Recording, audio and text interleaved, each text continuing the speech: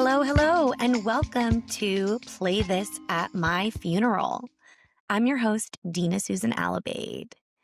I am so excited to welcome you to our little enclave that is one part morbid curiosity and deep existential discussions, and a whole other part that's all about uplifting music recommendations, community building, and sharing in some amazing guests' company.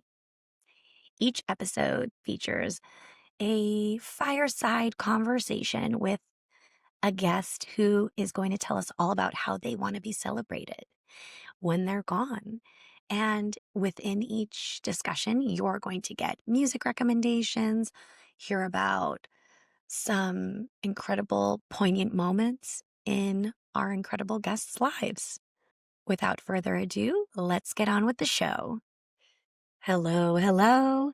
Welcome to a very special holiday edition of Play This at My Funeral. I know what you're thinking.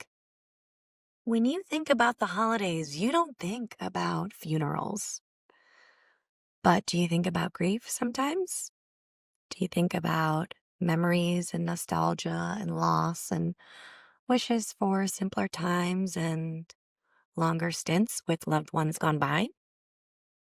I mean, I think you certainly think of music. There is nothing like holiday music to create the ambiance and warmth and that sparkle of magic that makes the holidays oh so very special.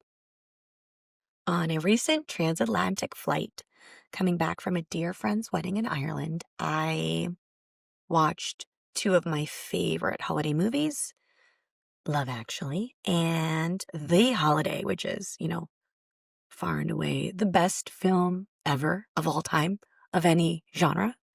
But we can get into that debate at another time. And as I've been wrapping up editing and promoting season 1, I was thinking about all the amazing music in these two films. In many of our shows, in the first pilot episode that I did, I talked a lot about how television and film hold so much musical inspiration and have introduced me and others to incredible songs and artists and entire genres of music. And I wanted to create a little holiday gift for you all where I just talk to you a little bit about the music in the holiday and Love Actually and how they actually fit into the entire concept of creating a playlist, a vibe, the ambiance, an emotional auditory setting for a celebration of life. So come hang out with me for a little bit. Have some hot cocoa or eggnog or Irish coffee. And let's snuggle up by a fire, real or screen-based, and let's talk music in Love Actually and The Holiday. I'm going to start with Love Actually because Love Actually came out first. That's the only reason. This movie was, I think, a phenomenon. It was the first time that a movie had followed all these different storylines and was in this way. Many other films have had multiple storylines, of course, but the interconnectedness, whether it was really subtle or really deep and easy to see, it just spoke to us as a culture. And this movie, of course, came out not too long after 9/11, and they acknowledged that. Hugh Grant's voiceover in the beginning of the movie talks about how when people were making calls from the Twin Towers, from the flights, they weren't calls of revenge or hate. They were calls of love. And he said, if you look for it, what you'll actually find is that love actually is all around. And then it goes into this fictional singer, Billy Mack's new rendition of Love is All Around, Christmas is All Around, which is just such an iconic moment of his movement, his little stick figure body dancing in the studio, trying to say Christmas is all around for the real, very real song, Love is All Around. And that sentiment makes me tear up. Every time I see it, every time I think about it, it is, I don't want to say naive, it is innocent for sure.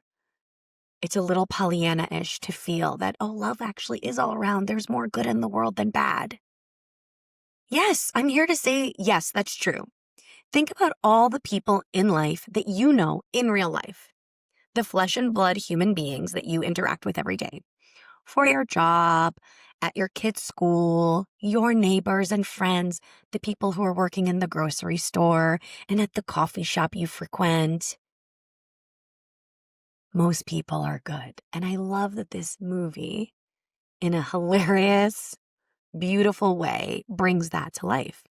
And the music in it is incredible. It is such a great mix of holiday music and also emotional pop hits and classics that are just amazing.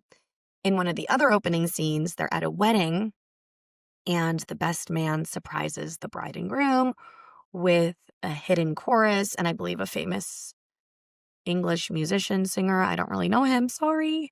I'll have to look that up and put it in the show notes. And they sing All You Need Is Love by the Beatles, and people pop out of the audience in the church and they're like playing different instruments and bass guitar. And it is such a cool moment. And that song, All You Need Is Love, would fit beautifully on any funeral playlist. It is that reminder, that recalling of, at the end of the day, what do we all want? What is the ultimate goal of life? Love. I had a therapist who used to say this to me. And as corny as it is, it's true. We're all trying to get to a more loving place in our romantic relationships, in our friendships, in our relationships with our parents and our children. Any relationship is based on some kind of love, whatever type that might be.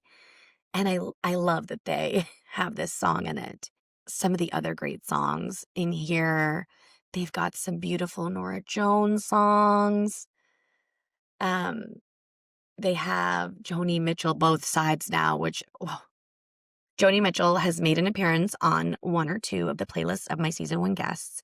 And Both Sides Now is such a reflection on a life lived authentically. I think that would make an incredible song for a celebration of life. God Only Knows by the Beach Boys. God Only Knows What I'd Be Without You. I think that is one of those sort of 60s, 70s classics. I don't know the year that song came out. That would be such a beautiful way to honor somebody. Ah, it's so good. It's so beautiful. I want to talk about, though, why I thought of Love Actually when it comes to my podcast, Play This at My Funeral. And it is a scene also toward the beginning of the movie when Liam Neeson's character is a stepfather of a young boy about 10. And the boy's mom died of cancer, it is implied. And the first time you meet these characters, he's up at the podium at the memorial and he's talking about how the mother, Joanna, they were preparing for the funeral when she was sick and they knew that she didn't have a bunch of time left. And Liam Neeson's character, Daniel, says, when she first mentioned what's about to happen, I said, over my dead body. And she said, no, Daniel, over mine. Who knows? Maybe when I first saw this movie 2 decades ago, plus, the inklings for this podcast concept came to me because the next thing that happens right after that line is that they start playing this beautiful slideshow of this past woman, Daniel's wife, the boy's mom, and he tees it up in this way. He says she's going to say her final words, not through me, but inevitably and ever so coolly through the immortal genius of the Bay City Rollers. And then Bye Bye Baby starts playing, which is kind of this upbeat song. And the videos make you feel really sad because it's her pregnant, it's her with her son, it's them, and it's just so many loving moments. And the song is just so on the nose, but you would never think to use it for Memorial of Life, a celebration of life. Bye bye, baby. Bye bye, baby, baby, goodbye. It's upbeat and cheerful, and that to me, it made not Emma Watson. What is her name? Emma Thompson. Incredible actress. She's another one who can play any character. She giggles in the audience. She's Liam Neeson's friend in the movie. And to me, that moment of recognition, that inside joke, that infusion of humor into a really dark, sad moment is what life is all about. And you don't have to save it for your funeral or when someone's gone. Infusing your everyday with humor and with love and with silliness. Listen, I'm not going to pretend I'm good at this. I'm bad at it. I am textbook bad at this. I get frustrated about so many little things. A spill will make me crazy. So it's a reminder for me, as much as it is for you, that the more we can live in the moment and try to be happy, like this is all we get. This is it. This is it today, Saturday morning, this little stint of time I have. This is it. So I'm going to come on here and talk to you because I think it's fun. I just thought that that was such a bold, creative choice by the creators of the movie. And I'm really curious if it was reflective of anything true in the lives of anyone who was a part of this film, because it felt so real that someone was preparing for when they were gone and how they want to be celebrated, which is this like cheerful song and showcasing so many beautiful photos of this young mother and wife who was gone. Oh, breaks my heart. Really, it really does break my heart. Some of the other songs in Love Actually that I think would work so well for a funeral playlist are Here With Me by Dido, which is a little bit of longing. And in the film, it's used with Keira Knightley and what's his face from The Walking Dead? Andrew Lincoln. What a hottie. Stone cold hottie. But he made some questionable choices in the movie Love Actually. And Here With Me plays when he's sort of like running away from this revelation.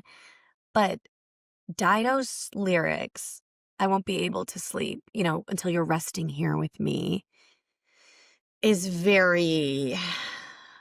gives me funeral vibes of like someone's beloved who has gone. So, yeah, there are a lot of great choices in here. A lot of great choices in here that you could pick from. Anyway, I encourage you all, if you haven't seen that movie, you should watch it, if only for the Colin Firth of it all.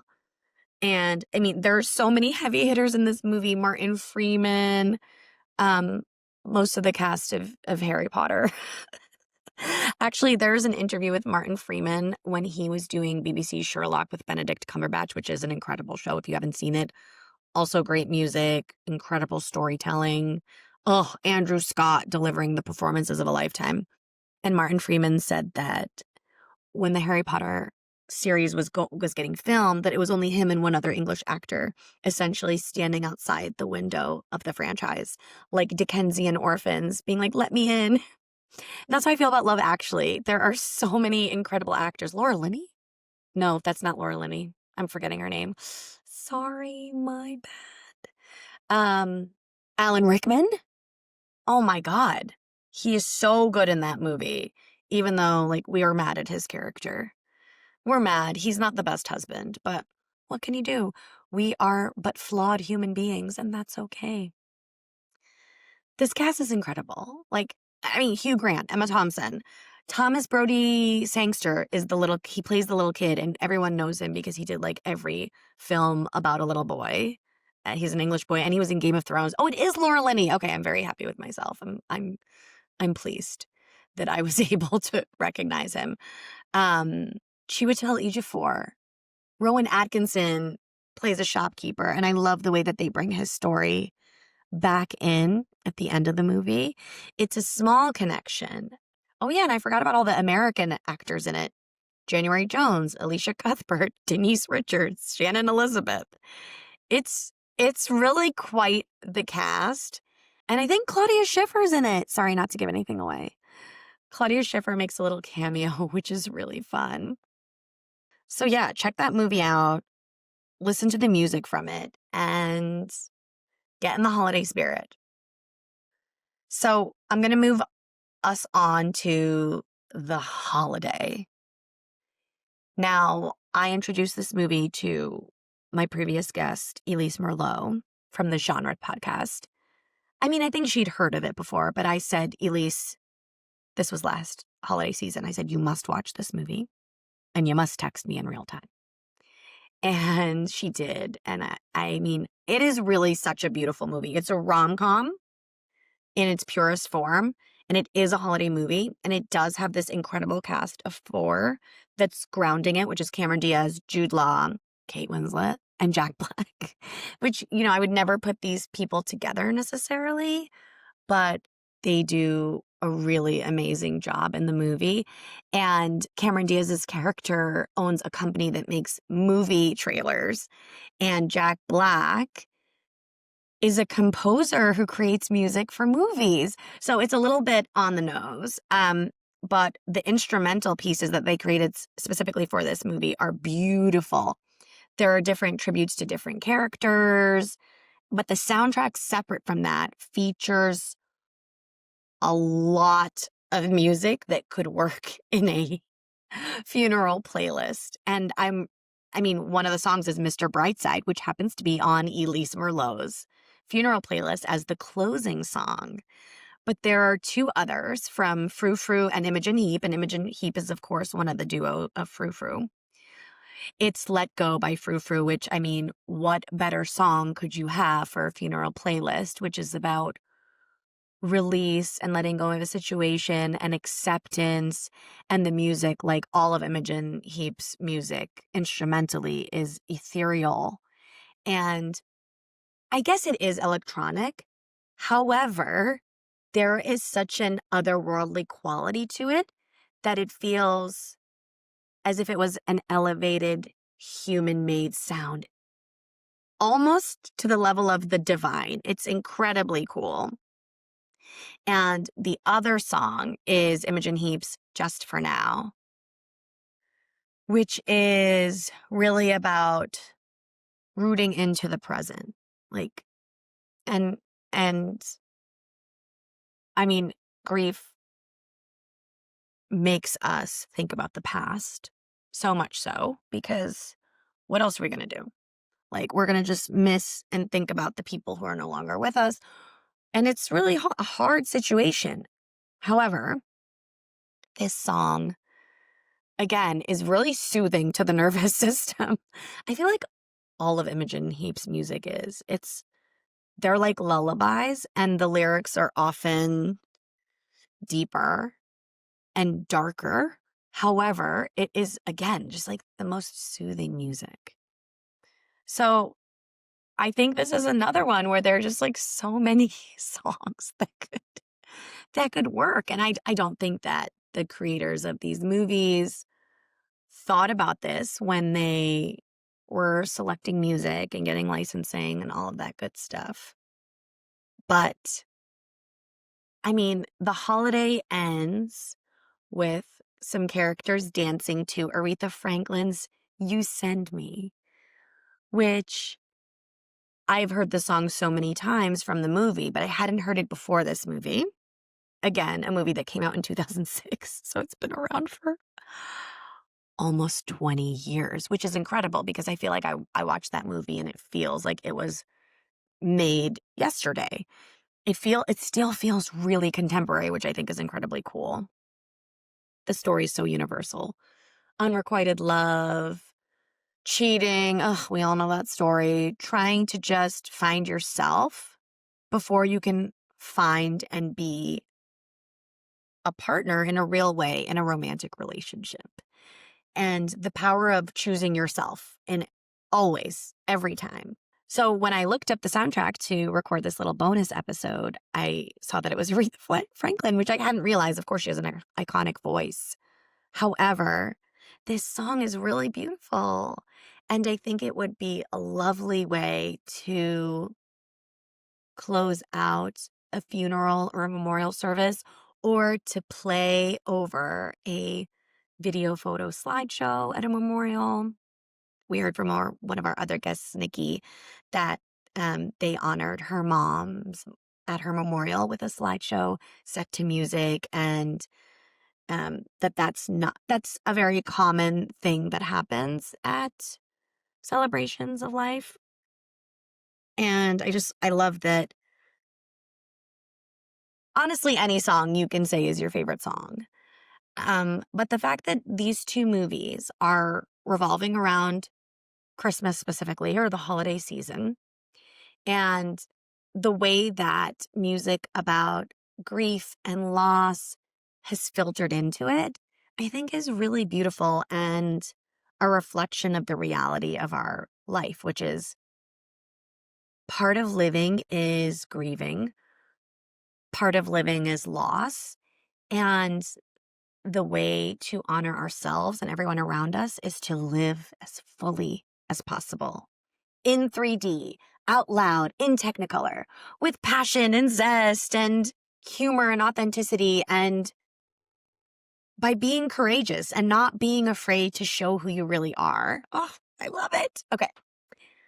That's it for me. I hope you enjoyed this holiday bonus episode.